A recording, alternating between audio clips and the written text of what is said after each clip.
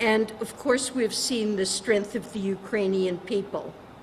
They're standing strong amid a terrible war. The United States and our allies are proud to support the Ukrainian people's fight for freedom. The United States has provided over $46 billion in security, economic, and humanitarian assistance to Ukraine. Our military assistance includes key defensive weapons that Ukraine has asked for, such as the Patriot missile defense system. And our economic assistance is making Ukraine's resistance possible by supporting the home front, funding critical public services, and helping keep the government running. In the coming months, we expect to provide around $10 billion in additional economic support for Ukraine. Since the early days of the war, we've partnered with a multilateral coalition of over 30 countries to impose severe economic costs on Russia for its brutal assault. Our twin goals are to degrade Russia's military-industrial complex and reduce the revenues that it can use to fund its war. And we're seeing the impacts of these actions. The Russian military is struggling to replace over 9,000 pieces of heavy military equipment that it's lost since February of 2022. It suffered production shutdowns at key defense industrial facilities. Further, Russia's economy has become increasingly isolated. Estimates indicate that nearly 1 million Russians may have left the country last year, and this is putting downward pressure on its productive capacity going forward. As President Biden has said, we will stand with Ukraine in its fight for as long as it takes. We commend our allies for stepping up their direct assistance, and we believe it's critical that the IMF move swiftly toward a fully financed program for Ukraine, as they've said that they will do. Continued robust support for Ukraine will be a major topic of discussion during my time here in India. Over the next couple of days, I also look forward to working with my counterparts to advance work on the global macroeconomy. While there are significant headwinds, it's fair to say that the global economy is in a better place today than many predicted just a few months ago. In the fall, many were worried about a sharp economic slowdown across the world. The challenges we face are real, and the future is always uncertain, but the outlook has improved since we gathered in the fall. In its most recent estimates, the IMF forecasts global growth of 3.2% during 2023, which is a notable upgrade since its October report. In the United States, our economy remains resilient. Year-on-year headline inflation has moderated over the past few months as supply chain pressures have eased and global imbalances have subsided. And at the same time, our labor market remains strong. In January, the U.S. unemployment rate hit a low not seen in over half a century. The progress on our global macroeconomy is a result of our collective work, and it underscores the importance of redoubling our efforts going forward. Forums like the G20 are important venues for macroeconomic cooperation. During our meetings last fall, there was a shared view among my counterparts that we must take decisive action on the challenges that we face in our own countries. That includes combating high inflation where it exists. It was also important for us to be attentive to the spillovers of macroeconomic tightening from major economies to the rest of the world. While there's much more work to do, we're beginning to see lower headline inflation around the globe. In emerging markets, financial conditions remain relatively tight, but have begun to show signs of easing. At the same time, we know that a number of vulnerable countries continue to face acute distress. We're not out of the woods yet.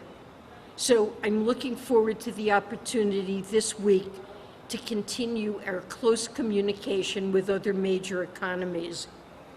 Our progress has also been made possible through our actions to mitigate spillovers from Russia's war on Ukraine. Vladimir Putin's immoral war has exacerbated the stress on our food systems. Since last year, the United States has committed more than $13 billion in humanitarian and food security assistance. We've also rallied international financial institutions to implement a robust action plan to address food insecurity. Further, we've worked with countries to avoid export restrictions and enable food to flow more freely, including through the Black Sea Grain Initiative. This life-saving initiative has improved supply and lowered prices, and it must be extended past March. More work will be done this year at the G20 on these food security challenges, and I believe this work cannot come soon enough. Another focus has been global energy markets. In December, the United States and our coalition implemented a cap on the price of Russian crude oil. And earlier this month, we placed caps on the price of Russian refined products like diesel and fuel oil. So far, we see clear signs that our policy is working to reduce Russian revenues and stabilize global energy markets. Even as global oil prices have remained relatively stable over the past few months, Russian oil prices have fallen substantially. Last month, the Kremlin's oil revenue was nearly 60% lower than in the immediate aftermath of the invasion. We've continued to see emerging markets negotiate steep discounts on Russian oil, which keeps oil on the global market but sharply reduces the Kremlin's take. Over the next 2 days, I also look forward to continuing the G20's work to build a stronger and more resilient global economy. This includes advancing work on debt, climate change, and the evolution of the multilateral development banks. First, we need to work together to ease the debt overhang that is holding back too many countries. The IMF estimates that around 55% of low-income countries are close to or in debt distress. I will continue to push for all bilateral official creditors, including China, to participate in meaningful debt treatments for developing countries and emerging markets in distress. Most urgent is the need to provide debt treatment to Zambia and to commit to specific and credible financing assurances for Sri Lanka. Later this week, I'm also looking forward to robust discussions about the common framework process to help countries like Ghana. I will also be discussing international coordination on debt restructuring for middle-income countries. Second, we must unlock more investments for the clean energy transition. The United States is making an historic investment in our own transition through the Inflation Reduction Act. This law will have positive spillovers for other countries. This includes reducing the costs of clean energy technologies. During the upcoming meetings, I'm eager to continue working with our partners as co-chair of the Sustainable Finance Working Group. Our goal is to accelerate the transition to a net zero economy, particularly by boosting private capital flows. Third, We look forward to accelerating our momentum for the evolution of the multilateral development banks. 4 months ago, I called for the evolution of the MDB system ahead of the World Bank and IMF annual meetings. The MDBs have made tremendous progress in advancing poverty alleviation and inclusive development, but it's critical that they integrate work on global challenges into their core mission to sustain progress on these priorities. We're in the process of working with shareholders and management to evolve the World Bank. Over the next couple of days, I will be discussing how the G20 can build on the momentum at the World Bank for ambitious reforms. I'll also discuss how we can accelerate the evolution of the regional development banks. Of course, I want to thank David Malpass for his service as president of the World Bank and his commitment to a smooth transition. Under his leadership, the bank has measurably improved the lives of people around the world. Well, I'm looking forward to productive meetings over the next 2 days. There's a lot to do, and with those remarks, I'll be glad to take your questions.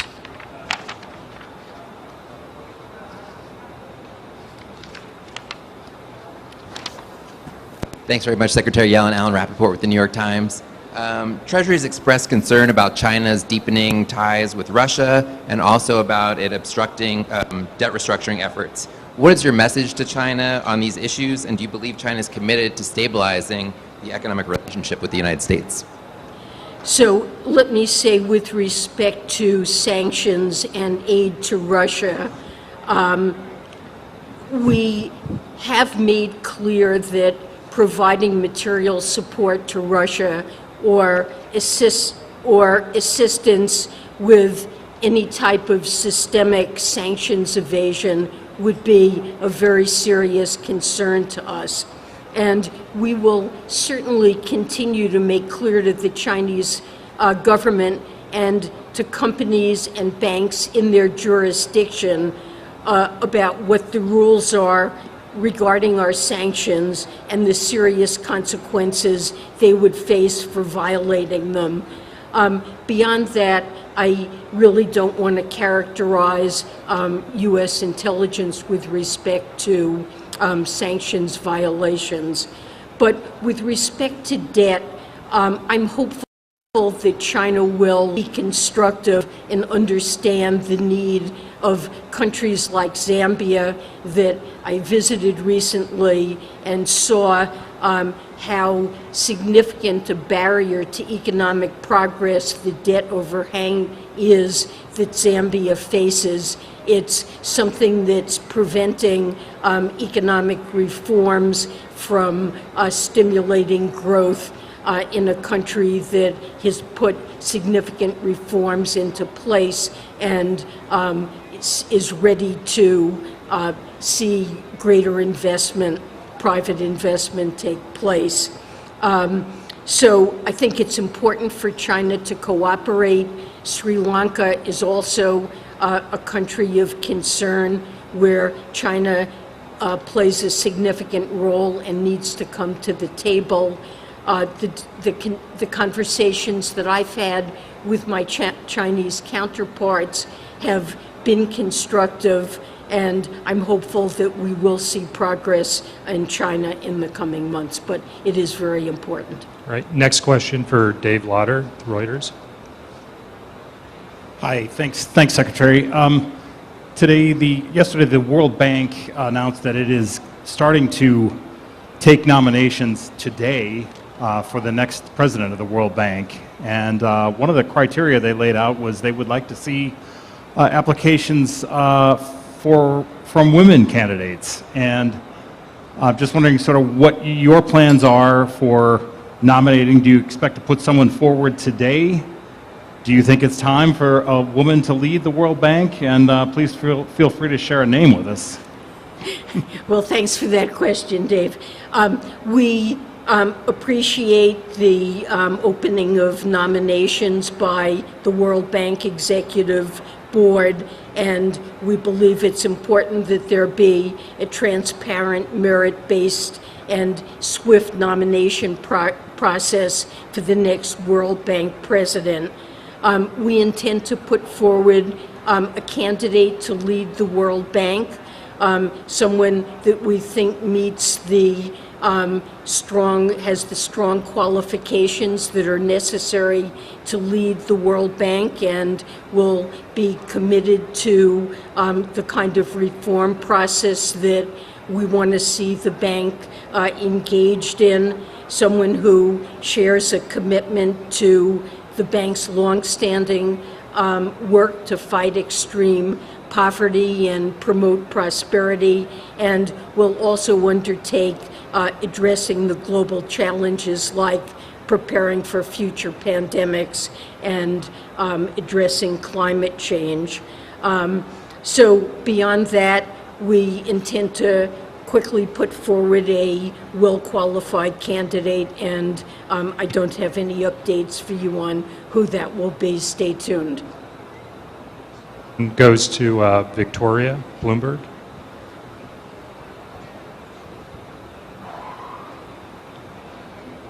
Victoria Dendrino from Bloomberg. You mentioned Ukraine and how support for Ukraine is going to feature strongly in your discussions. I was just wondering if you could talk us a bit about more concrete deliverables that you expect to get from these discussions, like in terms of more financial aid, a joint communique, or maybe details on the size and timing of an IMF program, and maybe how optimistic you are about any and all of these things. Well, I believe the communique is still under discussion.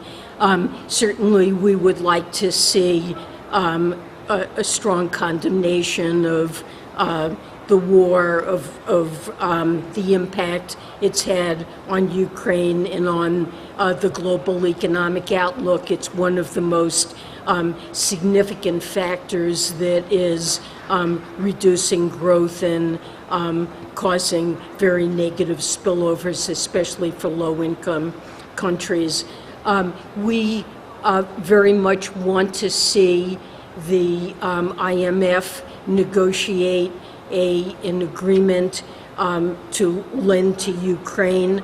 The managing director has been clear that that's a goal that she has, to negotiate a full program by the end of March. And it's something we will emphasize in our discussions this week that we think is extremely important. And of course, in meetings in which Russia participates in the G20, I've always expressed my own and the U.S. point of view that Russia's behavior is not only a clear violation of international law and an unprovoked really hostility, but that it's one of the leading factors shaping the global outlook with respect to food, with respect to energy, and harming the global outlook generally. And that's certainly something that I will emphasize in our meetings here, and I'm sure that other countries will as well. Next question goes to CB Arasu with Associated Press. Hi. I just want to ask, given that Russia has withdrawn from the nuclear treaty as well now. I'm sorry, the what? Can I hold them? Given that Russia has withdrawn from the nuclear treaty as well, can we expect further sanctions from the US against Russia? And also, given that the G20 presidency and some other member countries are still neutral with regards to the Russian invasion of Ukraine, could you maybe shed some light on how negotiations about taking a stronger position as the G20 against the war is going on? Well, with respect to the communique, I would say that that's still under negotiation, but the G20 communique that was issued in Bali contained strong language on this, and the leaders communique contained equally strong language. So if this has been achievable in the context of G20 negotiations. You asked about sanctions, and we have ongoing work on sanctions, working with our partners. We are seeking to strengthen sanctions and to make sure that we address violations of sanctions. And clearly the Russians are looking for ways, routes to backfill. We have deprived them of many channels through which they can obtain the materials that are critical for their defense efforts, and they're looking clearly to backfill to obtain that, and that's a particular focus that we have in mind, both with respect to enforcement and perhaps with respect to further sanctions. Next question goes to Sebastian with AFP.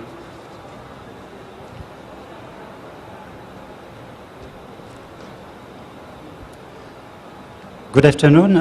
Western countries have already imposed tough sanctions on Russia, but the Russian economy is still in a relatively good shape, partly because of Western efforts are being undermined by China and India buying Russian oil and weapons. So my question is, what more can be done, and what is your message here in India? Thank you. So I think the way I see it, our sanctions have had a very significant negative effect on Russia so far. While by some measures the Russian economy has held up better than might initially have been expected, Russia's now running a significant budget deficit. It's finding it extremely difficult because of our sanctions and our export controls to obtain the material that it needs to replenish its munitions and to, for example, repair over 9,000 tanks that have been destroyed because of the war. We see that it's led to an exodus of some of the most qualified scientists and entrepreneurs in the Russian economy, an exodus of foreign investment. Russia is running down its holdings in its sovereign wealth fund. So the price cap that we have put on Russian oil is clearly substantially reducing Russia's revenues. Russia's revenues are down in January almost 50% from where they were a year ago. So Russia is suffering in terms of its budget and its ability to acquire what it needs, and we will continue to impose further sanctions, working with our allies to continue to degrade Russia's ability to fight this unjust war. The final question will go to Tanvir Gill at CNBC. Good afternoon, Secretary Yellen. China has been selling continuously its U.S. Treasury holdings. Now the holdings stand at a 12-year low. China, on its part, is saying that it wants to keep the lines of communication open with the Treasury to discuss economic issues. Is that happening, and what are the issues that you're open to discussing? So in their joint meeting, President Biden and President Xi agreed strongly that communication between our two countries is necessary and desirable, just in terms of our own relationship, but more broadly for the sake of the entire globe, and that there are many areas where we need to cooperate, to work together to address global challenges. I have had a meeting with my Chinese counterparts that was constructive. One area where we have traditionally communicated and was agreed that it remains important to communicate concerns the macroeconomic and financial situation in our own countries and in the global economy more generally. And we've done that, and I believe we will resume at an appropriate time those discussions and continue that. In addition to that, on matters like food security, debt, climate change, these are all matters of global significance where we do have the ability to cooperate, and we will resume, I certainly expect that we will resume discussions with the aim of doing that. I don't have a specific time frame in mind for doing that, but I believe it's important to do so, and I certainly am open to having those conversations.